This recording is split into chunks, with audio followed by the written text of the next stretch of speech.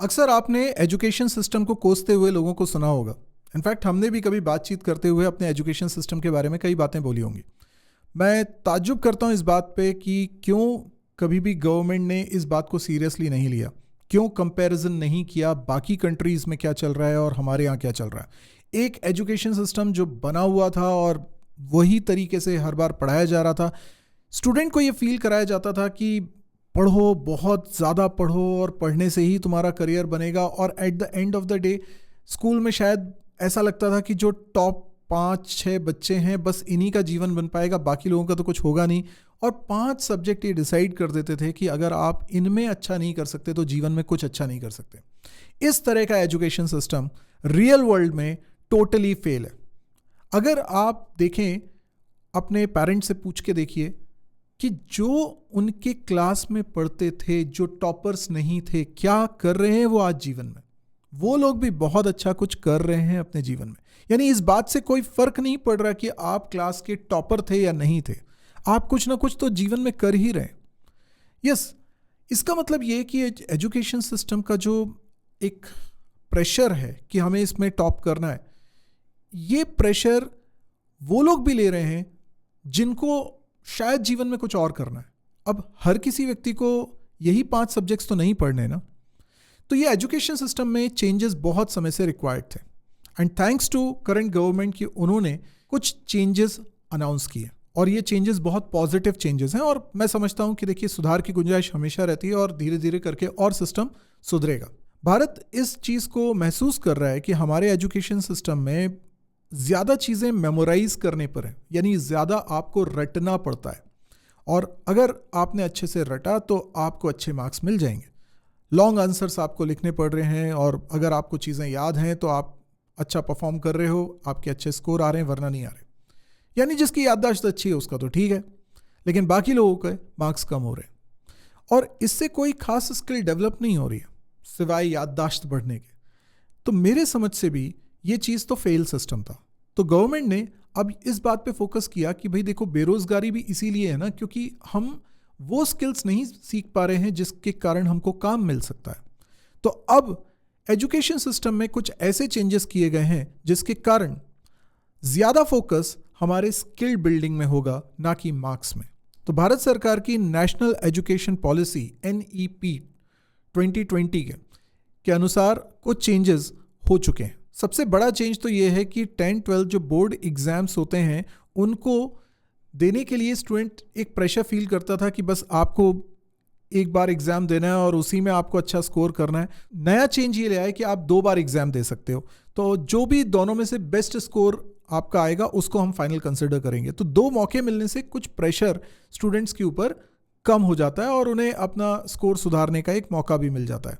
दूसरा, अब ये जो लॉन्ग आंसर्स वाले क्वेश्चंस होते हैं ना, इनका वेटेज कम कर दिया गया और MCQs वगैरह जो प्रैक्टिकल क्वेश्चंस हैं उनका वेटेज बढ़ा दिया गया है। और करिकुलम को कुछ इस तरीके से डिज़ाइन किया जा रहा है कि क्रिटिकल थिंकिंग और एनालिटिकल एबिलिटी को इंक्रीज किया जा सके, क्योंकि ये बहुत ही फंडामेंटल स्किल है जिसके बारे में बहुत कम लोग सोचते हैं, पर स्कूल में रहते हुए ये स्किल ज़रूर आपकी तराशी जानी चाहिए। और गवर्नमेंट ऑफ इंडिया इस बात पे बहुत ज़्यादा सीरियस है कि आपको आर्टिफिशियल इंटेलिजेंस के इस दौर में AI का अच्छे से नॉलेज स्कूल टाइम से ही हो जाना चाहिए ताकि आप इसके लिए अडेप्टिव रहें, क्योंकि फ्यूचर किसी को भी नहीं मालूम है कि 5 साल बाद 10 साल बाद दुनिया कैसी होने वाली है। तो आपको AI से उम्मीद है कि दुनिया काफ़ी बदलेगी, तो AI फैमिलियरिटी बहुत ज़रूरी है हर किसी के लिए, चाहे वो प्रोग्रामिंग की फील्ड में ना भी जा रहा हो, किसी दूसरे फील्ड में भी अपना करियर बना रहा हो, तो भी उसे AI की जानकारी होनी चाहिए। तो जहां बात है AI की, कोडिंग की, डेटा साइंस की, ये अब इंपॉर्टेंट सब्जेक्ट्स हो रहे हैं स्कूल में भी। ओवरऑल अगर नटशेल में मैं ये बोलूं कि अब मार्क्स को उतना ज़्यादा वेटेज नहीं दिया जा रहा है, बल्कि आपकी कॉम्पिटेंसी को इंक्रीज करने पर ज़्यादा वेटेज दिया जा रहा है।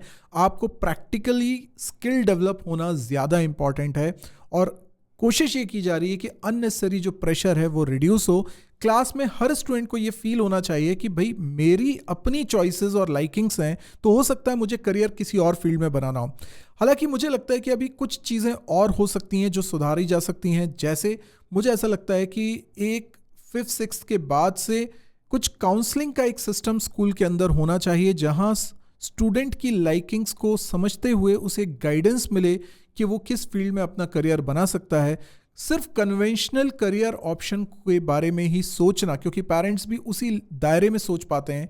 अगर कोई एक्सपर्ट काउंसलर स्टूडेंट की एबिलिटी को देखते हुए कि किसी में क्या क्वालिटी है, उसको करियर के लिए गाइड करना, उसको वो अपॉर्चुनिटीज़ प्रोवाइड करना स्कूल में, ये एक बहुत इंपॉर्टेंट गेम चेंजर हो सकता है अगर इस चीज़ को इनकॉर्पोरेट करा जाए। दूसरी बड़ी चीज़ मुझे लगती है कि बाहर कई जगह पर कई देशों में मैंने देखा कि जो बच्चे हैं या तो पढ़ने में अच्छे हैं तो वो बहुत अच्छे हैं, और अगर पढ़ने में अच्छे नहीं हैं तो उन्हें पता है कि वो पढ़ाई के थ्रू बहुत ज़्यादा कुछ नहीं कर पाएंगे, तो वो जिस फील्ड में इंटरेस्टेड है, हो सकता है उन्हें प्लम्बिंग करनी हो सकता है वो इलेक्ट्रिशियन बनना चाहते हो, तो प्रॉपर उसकी एजुकेशन लेकर उस फील्ड में आगे बढ़ते हैं। ऐसा नहीं होता है जैसा हमारे देश में कई बार देखा गया है कि बस वो तो कारपेंटर का बेटा है तो कारपेंटर ही बन गया है, और इलेक्ट्रिशियन का बेटा है तो इलेक्ट्रिशियन बन गया, उसने कोई फॉर्मल एजुकेशन उसकी नहीं ली है, वो तो बस काम करते करते सीख गया।